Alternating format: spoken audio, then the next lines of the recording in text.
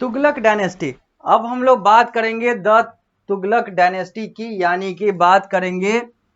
1320 से लेकर 1412 तक की, यानी कि वर्ष 1320 से वर्ष 1412 के बीच में जो द तुगलक डायनेस्टी की बात आती है, अब इसी की बात हम लोग करेंगे, क्योंकि पिछली कक्षा में हम लोगों ने इसके पहले यानी कि खलजी डायनेस्टी को समाप्त किया था, खलजी डायनेस्टी के बारे में बात की थी हम लोगों ने। अभी तक इसमें यानी कि यह जो अध्याय है जो आप लोगों को पढ़ना है, जो आप लोग अभी पढ़ रहे हैं, द सुल्तान्स ऑफ दिल्ली, इसमें 5 डायनेस्टीज की बात करनी है। इस 5 डायनेस्टी में ममलूक, खलजी, तुगलक, सैयद और लोदी आता है, जिसमें हम लोगों ने ममलूक की बात कर ली, जिसमें हम लोगों ने खलजी की बात कर ली। अब हम लोग आगे बढ़ते हुए बात करेंगे तुगलक की, यानी कि द तुगलक डायनेस्टी की, जो आप लोगों को सामने यहाँ स्मार्ट बोर्ड के माध्यम से पृष्ठ संख्या 26 पर दिख रहा है, और साथ ही साथ यह आप अपने पुस्तक में भी देख सकते हैं,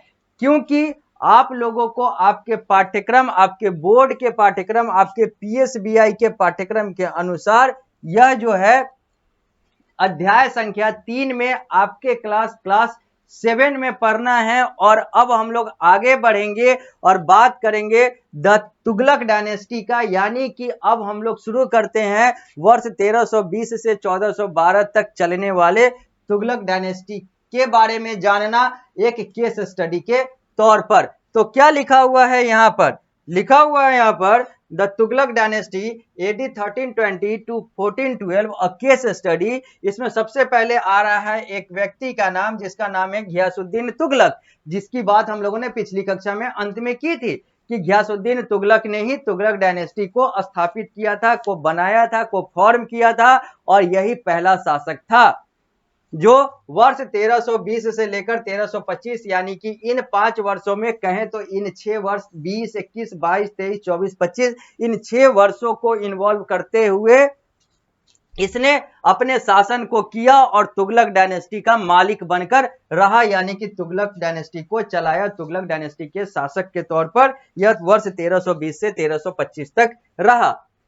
लिखा हुआ इसका, इसके बारे में nicknamed Ghazi Malik Ghiyasuddin Tughlaq came to power in AD 1320 after killing the last Khalji ruler Khusrau Khan.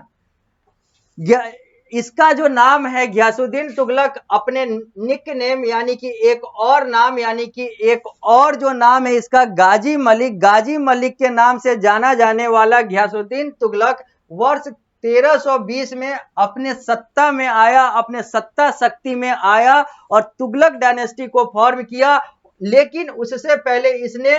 एक व्यक्ति को मारा, यानी कि लास्ट खलजी रूलर खुसरो खान को इसने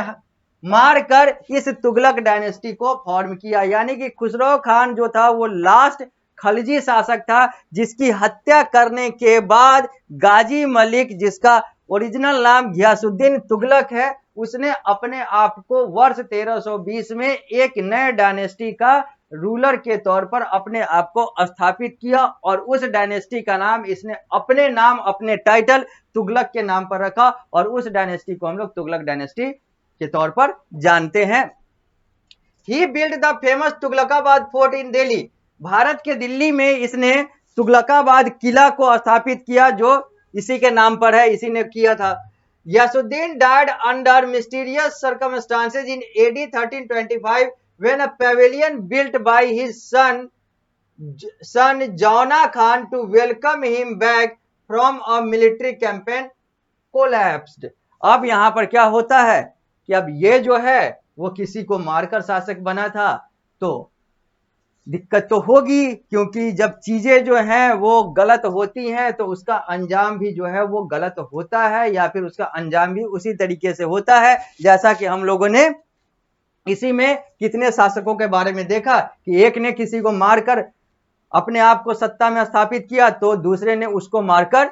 उसको सत्ता से बेदखल, यानी कि उसको खत्म कर दिया, फिर वो सत्ता में आया, फिर उसका भी वैसा ही अंजाम होता गया। ये तो हम लोगों ने यहाँ पर देखा है, ये जिंदगी में भी होता है, जीवन में भी होता है। जैसा कर्म करेंगे वैसा उसका फल मिलेगा, आज नहीं तो कल मिलेगा, इस जन्म में नहीं तो अगले जन्म में मिलेगा, और अभी तो कलयुग वाला समय चल रहा है तो और बहुत जल्द ही मिल जाता है, इस जन्म में भी ज्यादा इंतजार नहीं करना पड़ेगा, बहुत जल्द ही वो फल मिल जाता है। और ये सारी चीजें हम लोग इतिहास के परिदृश्य में यहाँ पर देख रहे हैं, उदाहरण के तौर पर कि एक दूसरे को मारता है, फिर उसकी भी हत्या किसी न किसी तरीके से हो जाती है। तो गियासुद्दीन तुगलक जो खुसरो खान को मारकर वर्ष 1320 में शासक बना था, वो 1325 में मात्र 5 साल बाद यानी कि 5 साल में ही वो मारा जाता है, या फिर कहें तो कुछ रहस्यमय तरीके से उसकी मृत्यु हो जाती है, जब उसका बेटा जौना खान उसके वेलकम के लिए, उसके स्वागत के लिए एक पैवेलियन बना रहा होता है। क्योंकि ये जो उसका बाप है गियासुद्दीन तुगलक, वो मिलिट्री कैंपेन या फिर कहें तो जो सैन्य शक्ति और जो सैन्य जो अभियान वगैरह चल रहे थे वहां से लौट रहा होता है, उसके स्वागत के लिए उसका बेटा जौना खान एक पैविलियन बना रहा होता है और वहीं पर उसको आना होता है, और उसी के बीच में उसकी रहस्यमय तरीके से मृत्यु हो जाती है। तो गया गियासुद्दीन तुगलक। अब बात करेंगे आने वाले मोहम्मद बिन तुगलक का, जिसने वर्ष 1325 से 1351 तक शासन किया। लिखा हुआ है, even after the demise of his father under the mysterious circumstances, Jauna Khan finally took over the throne under the title Mohammad bin Tughlaq in AD 1325। अब क्या हुआ कि अब उसका पिता तो मारा गया, यानी कि कुछ मिस्टीरियस सर्कमस्टांसेस या फिर कहें तो कुछ रहस्यमय परिस्थिति में ही जौना खान का बाप मारा गया, यानी कि गियासुद्दीन तुगलक गाजी मलिक जो है वो मारा गया। तो अब क्या होता है कि उसका बेटा यानी कि जौना खान खुद को अपना यानी कि इस शासन व्यवस्था, इस डायनेस्टी का अगला शासक घोषित करता है, या फिर कहें तो वो अगला शासक बनता है, और वह अपना नाम जो है जौना खान मोहम्मद बिन तुगलक के नाम से वो जाना जाता है, जो 1325 में शासक बनता है और 1351 तक शासन करता है, यानी कि 1325 से 1351 तक यही तुगलक डायनेस्टी को आगे लेकर चलता है। The account of Ziauddin Barani Isami and the Moroccan traveller Ibn Battuta tells about the reign of Muhammad bin Tughlaq. और मोहम्मद बिन तुगलक के बारे में, मोहम्मद बिन तुगलक के समय के उसके शासन के बारे में अगर अलग अलग किताबों की बात करें, अगर अलग अलग डॉक्यूमेंट्स की बात करें, अगर अलग अलग तथ्यों की बात करें, तो वो सारे चीज जो है उस समय के कुछ लोगों की किताबों से मिलता है, खातों से मिलता है, चाहे वो जियाउद्दीन बरानी की बात हो, चाहे वो इसामी की बात हो, चाहे वो मोरक्को के यात्री इब्न बतूता की बात हो, इन सब के लेख में मोहम्मद बिन तुगलक के बारे में जानकारी मिलता है। आगे लिखा हुआ है, मोहम्मद बिन तुगलक पृष्ठ संख्या हम लोग 26 पर हैं। लिखा हुआ है, Muhammad bin Tughlaq undertook several ambitious project which became controversial and were largely responsible for his unpopularity। Muhammad bin Tughlaq ने यानी कि जौना खान ने बहुत सारे ऐसे महत्वाकांक्षी कार्यों को करना शुरू किया जो कंट्रोवर्शियल था, यानी कि जो विवादित हो गया या फिर विवादित था, और ये इसके अनपॉपुलर बनने का या फिर कहें तो इसके प्रति लोगों का नकारात्मक नजरिया होने का एक बहुत बड़ा कारण बन गया, अनपॉपुलर बनने का एक बहुत बड़ा कारण बन गया, लोगों के बीच में घृणा होने का इसके प्रति एक बहुत बड़ा कारण बन गया, क्योंकि इसने बहुत सारे ऐसे महत्वाकांक्षी प्रोजेक्ट को, बहुत सारे ऐसे महत्वाकांक्षी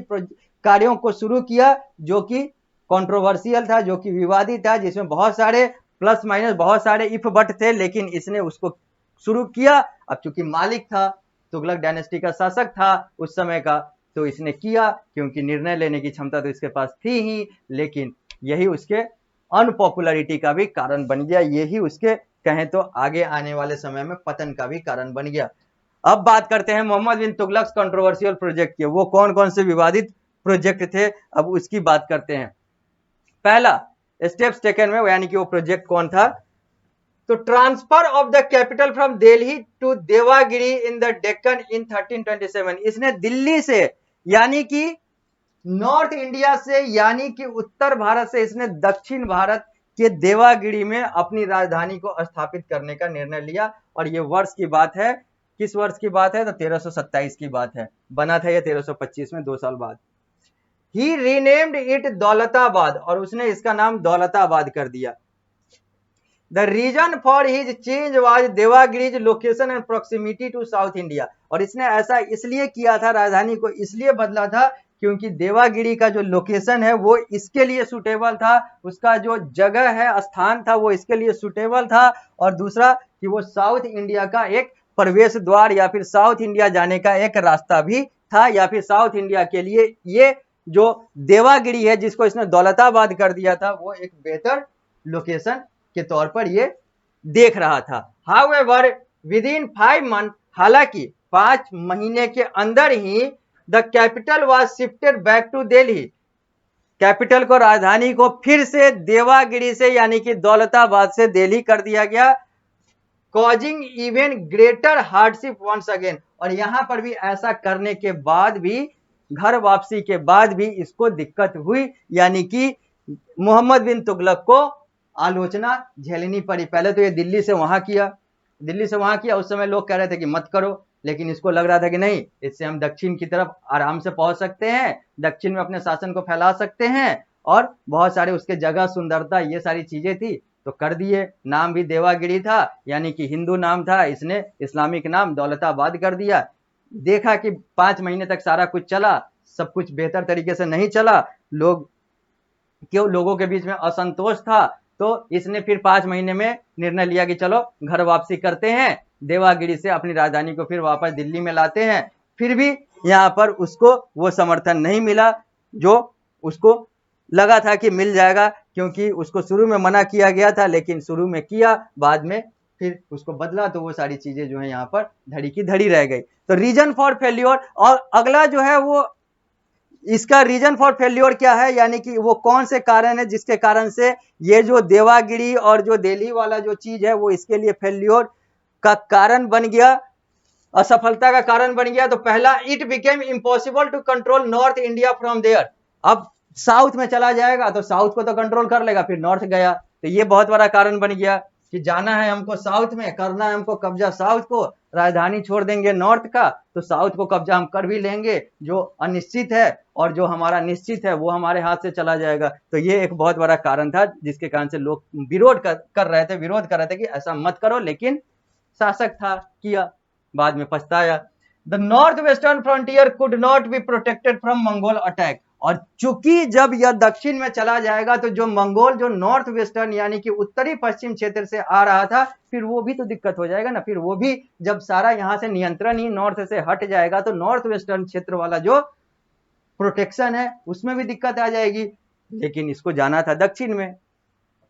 the transfer was ordered in the summer, और एक और फैसला ये था, कारण ये था इसके फेल्योर का कि ये सारी चीजें जो है गर्मियों में हुई, और गर्मी के कारण से लोगों को हॉट वेदर और लॉन्ग जर्नी के कारण से बहुत सारी दिक्कत झेलनी पड़ी। एक तो गर्म मौसम था, ऊपर से लंबा रास्ता था, कहाँ दिल्ली, कहाँ डेक्कन क्षेत्र, तो ये सारी चीजें जो है देवागिरी, तो ये सारी चीजें जो है ये सब इसके फेल्योर का कारण बन गया, यानी कि राजधानी के परिवर्तन का कारण जो है, और फेल्योर का जो कारण है वो ये बन गया। अगले स्टेप की बात हम लोग करेंगे कि आखिर वो और अगला कौन सा कंट्रोवर्शियल स्टेप था, विवादित कदम थे जो इसके पतन का या फिर इसके अनपॉपुलर होने के कारण बने, जो पृष्ठ संख्या 27 पर सामने आप लोग को दिख रहा है। लेकिन इसकी बात हम लोग करेंगे अगली कक्षा में। इस कक्षा को देते हैं यहीं पर विराम, मिलते हैं अगली कक्षा में, तो अगले स्टेप्स की बात करेंगे, और उसके आगे भी और भी बहुत सारी बातें हम लोग को करनी है, क्योंकि आप लोग को इस अध्याय में अभी बहुत सारी चीजें और भी पढ़नी बाकी है। तो मिलते हैं हम लोग अगली कक्षा में।